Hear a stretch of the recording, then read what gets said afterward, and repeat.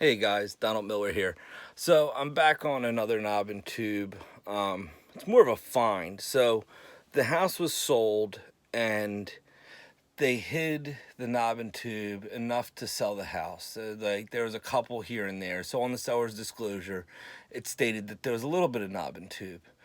And I've been rewiring knob and tube for a long time. I've been working in residential homes over 16 years, doing a lot of knob and tube only for about 10. So there are times that there is some knob and tube, and then most of it's been remediated through additions and renovations. But it should look a certain way. It shouldn't just be one here and one there. There's looks to it. Like either all your lighting is still knob and tube because the outlets were rewired because that's easier, or like your three-way systems are left because the three-way switches are the most difficult to rewire because you're jumping from first floor to second floor.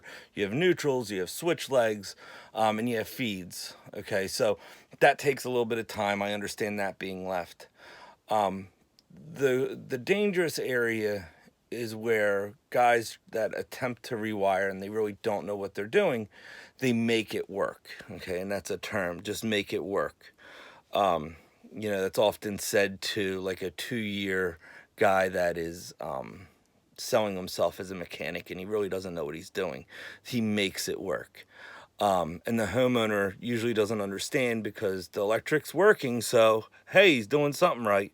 When really what he's doing is he's making it hazardous areas of your home anything he does because he doesn't know how to do it correctly. He knows enough to make it work. Okay, so at that expense, he made it work, but now you're living in a situation that if you knew what was really going on, you wouldn't want to live in it. Okay, to save a dollar or two, he's putting a risk into your home that's lifelong. The risk doesn't go away. The savings goes away, the money goes away, but that risk stays there until you correct it. All right, and I have one here I want to show you. And these are the risks that, the low bidder or the hack or the carpenter that does electric or the handyman that thinks he knows what he's doing. This is the kind of stuff they're doing in your home. Okay, and you need to realize, if you have knob and tube, you have a situation in a very outdated system, and if it's not rewired yet, then you have to be very careful with it. Okay, and you can't just make it work. Okay, let's just put it that way. So here I'm going to show you. All right, so here's some wiring. I lifted this board up, and these Romexes I'm going to have to clean up because that's my new wiring. All right, but so this is a cloth wiring. This is actually a cloth conductor. There's no ground. It's a hot and it's a neutral, and it is a cloth non-metallic sheathed cable. And it runs into, and this is what I usually find in blown insulation situations. I'm trying to make my flashlight stop rolling. I'll put it there. There we go. All right. So this is how they hide it. They hide it in your blown insulation. And what you can do, you find it by locating the switch area of the wall. So you look at the framing that's underneath of you, you find where your switch is. You can go above it and you can find your switch legs that are buried. And you can tell if someone's manipulated them or someone didn't. All right. So now we're going to go over to here. There's an outlet right next to some switch legs. Or, I'm sorry, next to a switch. It's about a foot away. And I thought they jumped out of the switch and ran down. But no, this is what the guy did. So this is single conductor knob and tube, okay? And then it looks like they drilled a hole on the side.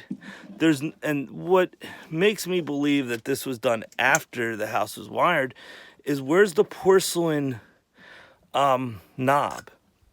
There's no porcelain knob there. So if you don't have a porcelain knob, even back in the 20s, they wouldn't just go through wood like this because it's a wire right up against wood. It's combustible.